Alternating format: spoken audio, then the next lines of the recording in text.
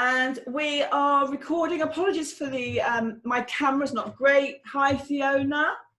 Hi, Liz. And you know me very much as Liz, as do a lot of people who've known me for more than 5 years. And I want to introduce Fiona Lindley because Fiona, some people would have called you a therapist. I've been seeing you on and off for about maybe 25 years, I reckon. And I always called you my spiritual teacher. Oh. Because I always had a session, a one-to-one session with you, when I just felt, not only when I needed witnessing and listening to, because actually I didn't realize at the time that's what I needed, because it was before the days of authentic communication and heart circles and all the stuff that I've been passionate about. I think you've frozen. I think Fiona has frozen. I've probably frozen as well. Are you there, Fiona? Oh, Fiona, don't freeze. It's a lovely freeze of you. It's a lovely... Oh, Fiona. I think maybe we are a bit frozen. Oh. It'll come back. Oh, it says my internet connection is unstable. How dare it? As long as it's not me that's unstable. And even if it is, just enjoy it. You'll be happier. It's fine. Exactly. Let's keep it real. So, sorry about that, if you're listening. So, yeah, what I was really saying was it was pre-authentic communication, pre-heart circles, but I always felt listened and witnessed by you without you feeling you had to fix me. What did you call yourself when you do your one-to-ones? So, officially, I call myself a registered craniosacral therapist. However, my work through the years, I've been a therapist for 23 years, and my work has been influenced by so many different strands of humanity and affiliated disciplines. So it's been informed by the work of Eugene Gendlin, of body focusing, which is a way of listening to the body through the body mind and getting the head mind out of the way. So the body speaks through images and sensations and emotions, and memories. It doesn't so much speak through narrative. That's more from the head mind. Yeah, which is heart circle, really, and I tingle. Right. Yeah. Okay. Yeah. Okay. Interestingly, that's not work I've ever done, formally. I've never experienced that, but I probably, for me, it's the same garden, different view. Absolutely. Of whatever discipline. Yeah.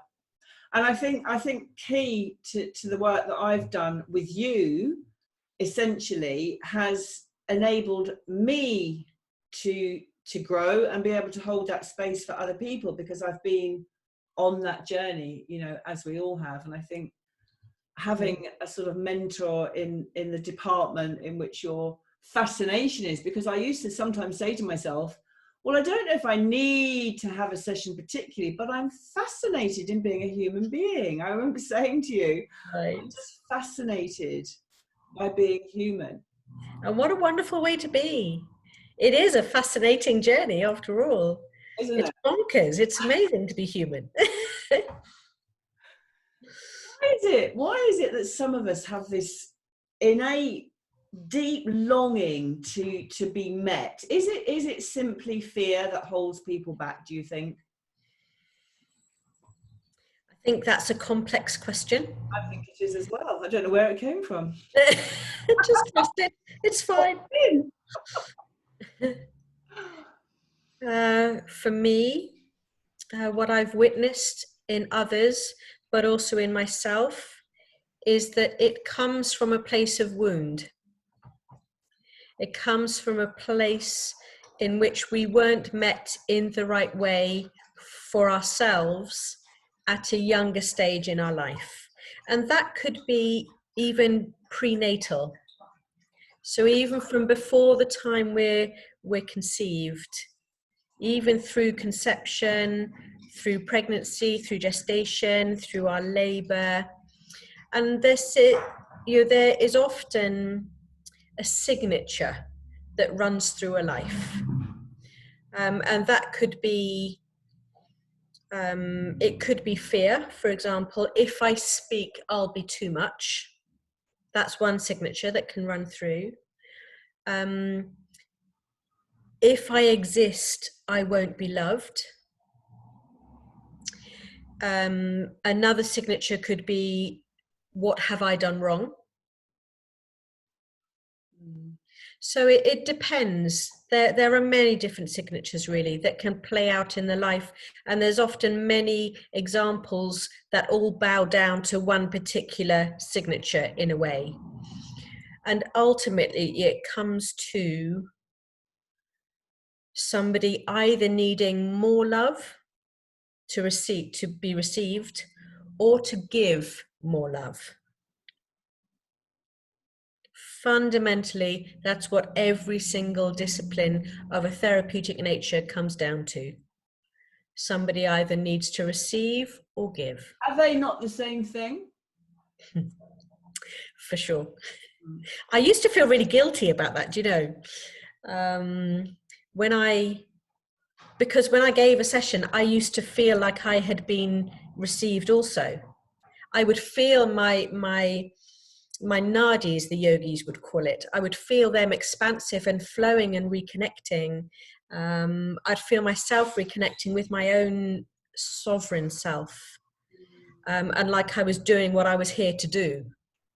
So for sure, it's always a two-way street, with the little nod to the client has to come first. Sure. Has to. Yeah. So the therapist cannot have their own needs met or expect to have their own needs met in a client session. They have to take their needs to their own client session. Do you think that comes with experience, though?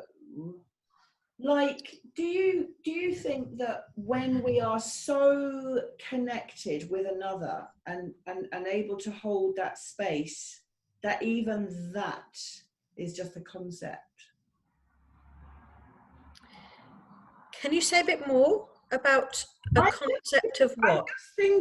I'm just thinking, for example, you know, when I've taught a really good Pilates class, I don't need anyone to tell me that was a great class, because Right.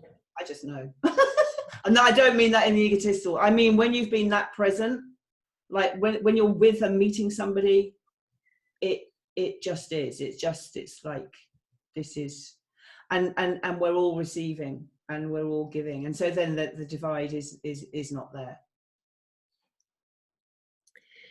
It's the path of bringing spirit to earth. I hear you speaking about there, because we have all, Ray Castellino, who is one of my current teachers, speaks about the blueprint. And he's very clear that we all have the blueprint of being a divine human. And this is way beyond religion, way beyond spirituality. It's just, we are a spark of the divine. We are a sovereign life form, just like a tree is, just like a flower is. And actually, with him, we as a group, we've had many divine experiences, and one of them was in one of the semesters. He put together images of the Hubble telescope had taken and paired them with images of preconception, conception, and implantation that have been taken over many years. And the similarity of shape, of color, of fluidity is identical to the cosmos. Identical. So, really, we are just all in a trajectory of life in a variant of form. I love that. I love that.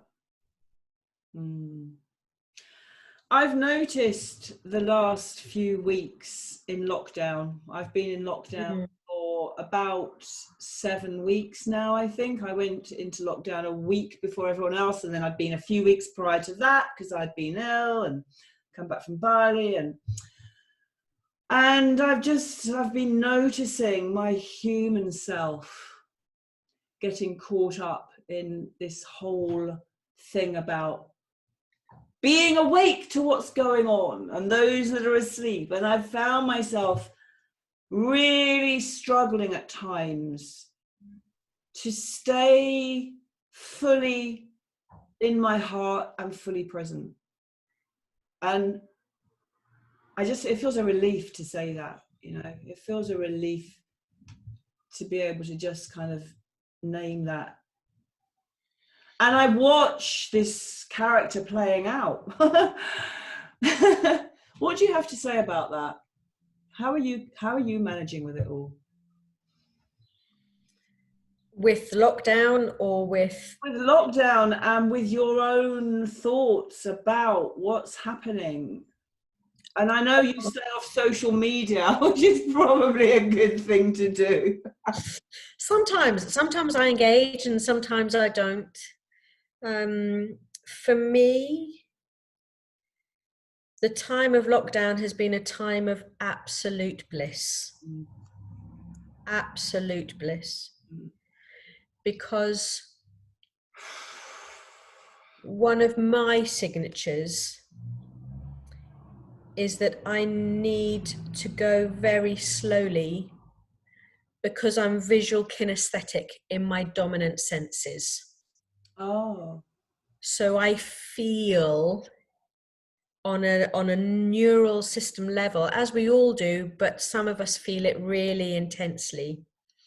And I see multi-levels. So, for example, when I look at a leaf on a tree, I don't just see a leaf on a tree. I actually can see the action potentials moving through the light that innervates the leaf on the tree. Oh, that feels so. So my senses have a real richness to them. So I need to personally go very slowly, or else I get overwhelmed. So for me to have the outside world slow down to this extent has felt very honoring. That feels so. I've watched the atmosphere clear. I've watched people be kind. I've watched people be in humor. I've watched people generally come out to support and co-create, really bringing divinity to earth. Wow. I love hearing you speaking, Fiona. And I'm just going to share, anyone who's listening, Fiona lives in Malta. You moved, didn't you, from near London to Malta? Yeah, we did 8 years ago. 8 years. Wow. Amazing. And you even did that, didn't you, from somebody going in and energetically reading various places that would be good for you to be, and you've made Malta your home. We did. Wow. Yeah. Wow. I've always lived as, I think it was Robert, who was it that said it? Robert Bly. The road less travelled. That's been my life. Yes. It might not be Robert Bly, but it was someone. No, I don't think it was, but I love that book. Yeah, I do. I love that book. Yeah. So are you finding that people now do you, like, I do have this real belief that we're going through this awakening. Is that what you believe? I feel that there's an unveiling going on, and not all of it is comfortable by any means. But I feel really grateful for the unveiling, because this has, in truth, been going on for years and years and years. And that things have risen to the point, consciousness has risen to the point, the media has risen to this point, the whistle-blowing capacity and the honesty of those in suffering has become so courageous that we're now being able to see the shadow side and the other side of what is, in truth, in some ways controlling our planet. Yeah. You know, for me, I always see myself as an individual cell in a planetary body. Like I see you as an individual cell, as a part of our planetary body, our planetary matrix.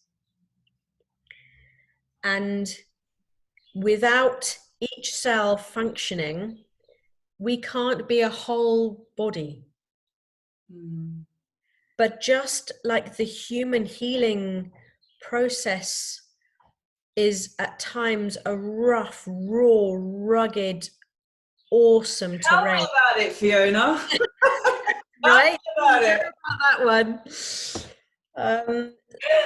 Our planetary body is in absolute need of healing, and it's releasing everything it can't bear anymore.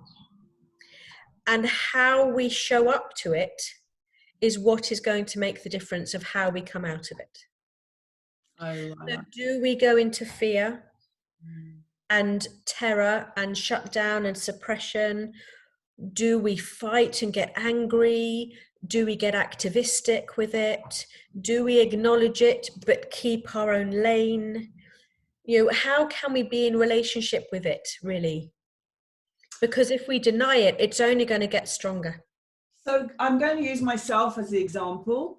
I started off the first month, the skies were blue, the roads were quiet, the birds were singing, I was in my element, I was doing meditations online, I was in my flow.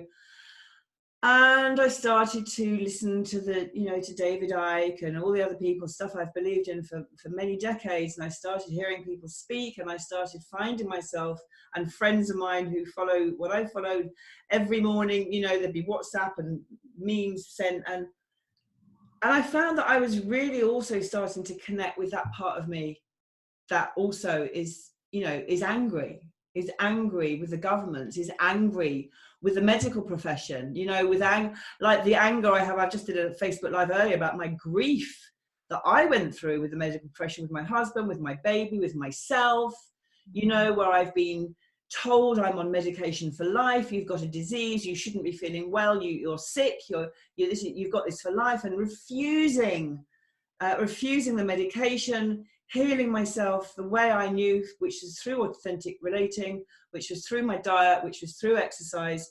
The passion is so powerful in me that I found myself actually coming away from this kind of rather nice space into this like, Wah! And I like popping into it, but I don't like getting hooked into it and staying in it. I have a similar feeling about it.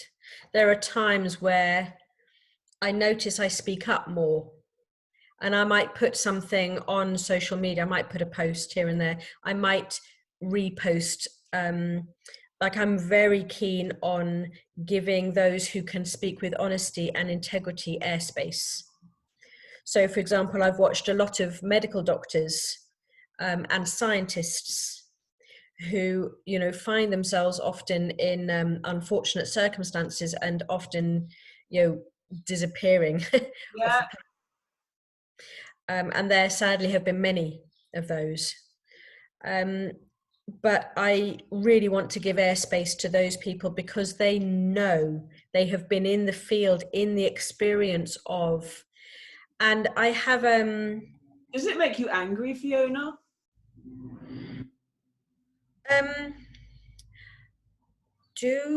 does it make me angry? So a whistleblower would be basically killed for speaking up.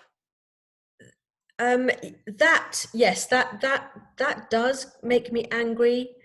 But more than that, it makes me feel super grateful and really very grateful for my life, and really clear that I must do my part. And for me, you know, I know people over here who are more activistic and really have that fire to go fight and yell and scream and stand in front of the government buildings and really, you know, make their voices heard.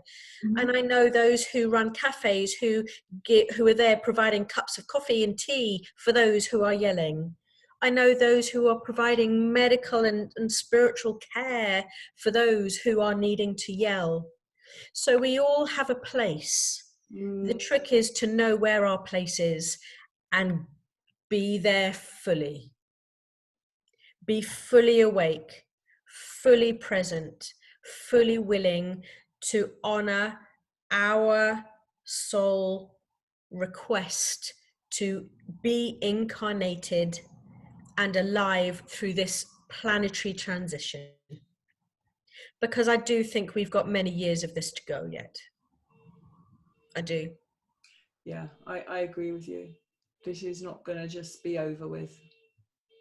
And, you know, I think we need to say something about death here. Physical death. Because I don't know whether you know, but I physically died. 36, so 13 years ago. I was dead for 12 minutes.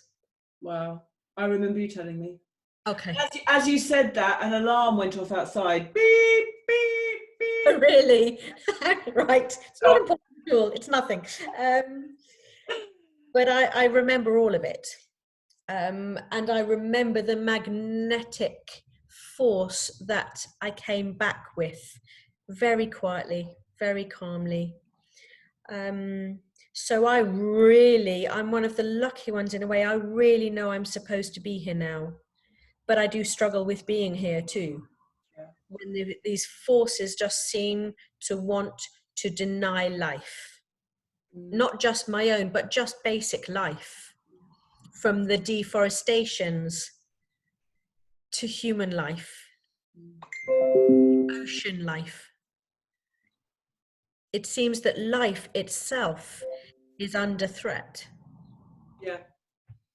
And my way of supporting people who have that fear of death is to say that at the moment of physical death, you will experience a moment of the greatest love bath you can ever imagine, with a light that is 100,000% more bright than anything here on earth that I have been able to see so far. And yet I didn't need sunglasses. I could have my eyes without protection. So the moment of physical death, of transition, of leaving the body behind and letting the spirit be released, is a moment to welcome. It's honestly a moment to welcome. Without fear. It's you'll want to do it. Yeah. Honestly, when your time comes, there will be a magnetic force again that it just carries you in. It's like being cradled in something that is just, it's like the whole world is love and that moment, and it's all there for you.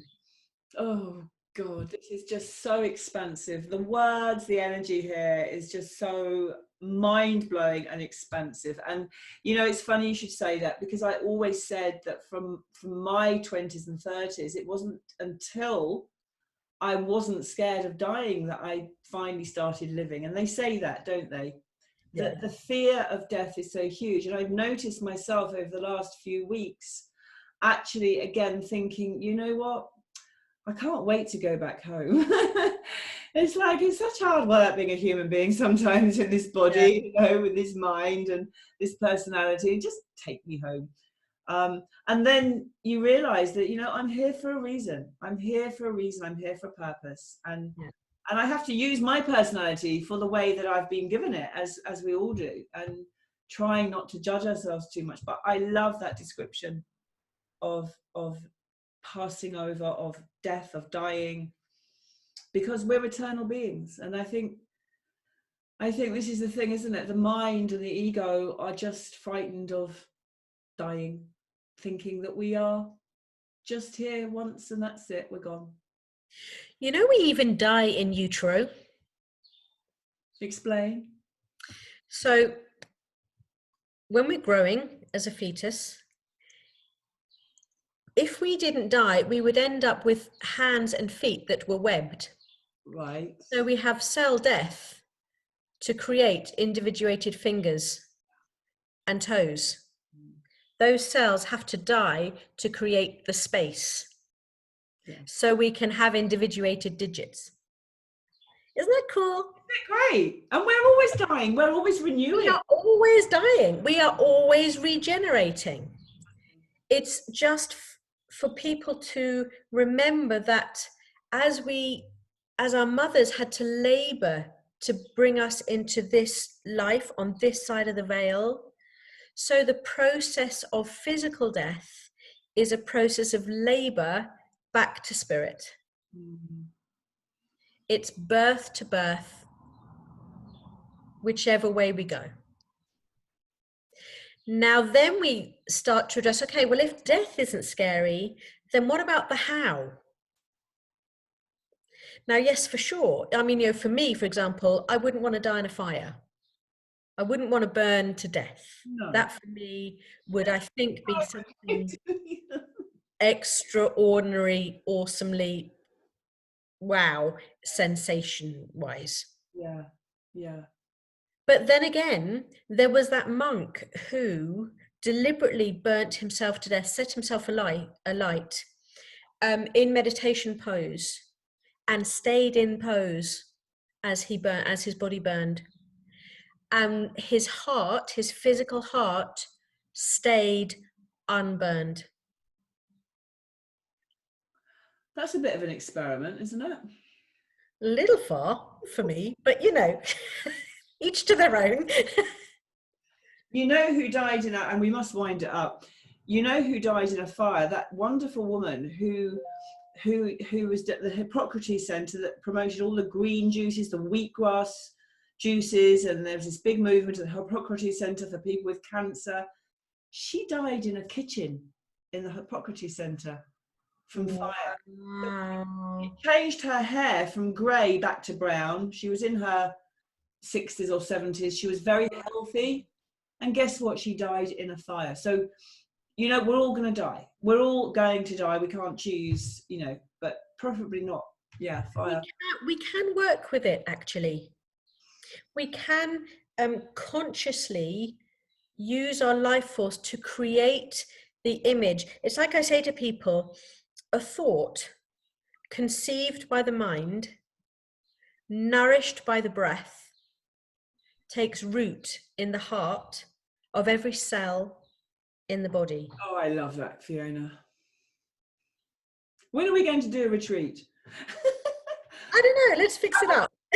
Lie in the sun and listen to you saying that, at least record it. I just love what comes out of your mouth. Can you say it again?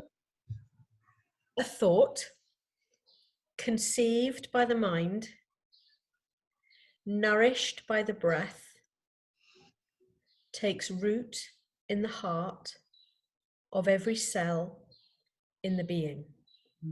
Love that. Love it. So we can work on a conception level about what sort of death we would like and bring it in.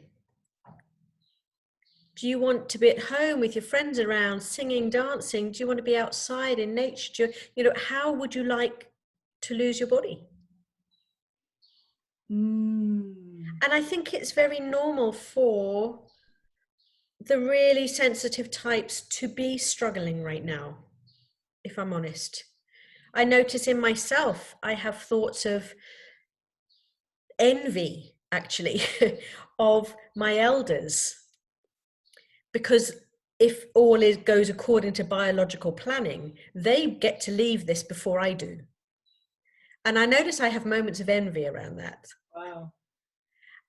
And then I noticed that actually I chose to be born at the time I chose to be here. So actually, if I can get through what I'm here to give, then I know I will cross feeling satisfied rather than that I wimped out. Yeah. Because I felt like it was too much. And Fiona, on a final note, which could take forever to answer, but in as short an answer as possible, what are you here to give? What is your plan? Every time I tune in to that question, because I question that a lot, the only thing, and it's going to sound really hippie-ish, but I'm here to give love and peace.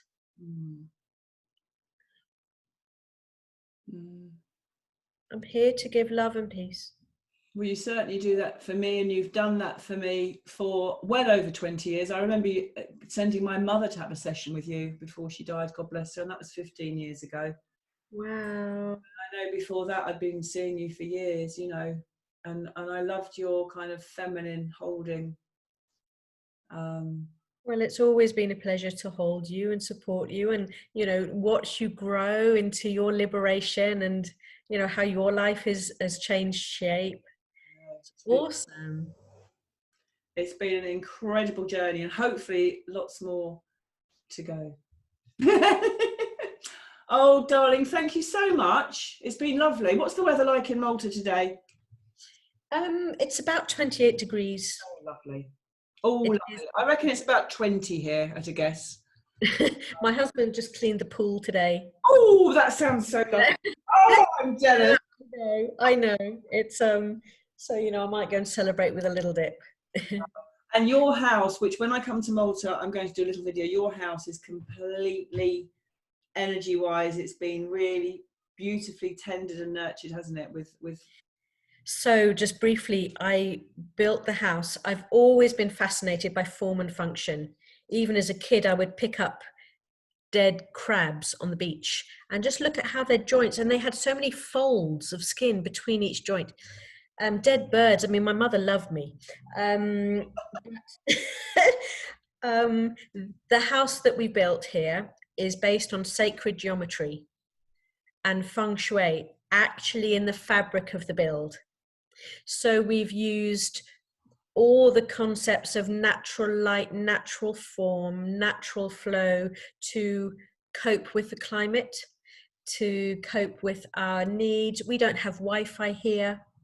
In the 21st century, we've really built something that's healthy for land, animal, and human. Oh, wonderful. Which has been my dream. Wonderful. And I'm so blessed to be supported by my love and my beautiful husband, Peter. Oh, bless you. So he's really a very special man too. So yeah, we look forward to welcoming you. Oh, I can't wait. Can't wait, darling. Have a lovely rest of the day and thank you so much for your time. Love you loads. Thank you. Lots of love. Love, darling. Lots of love.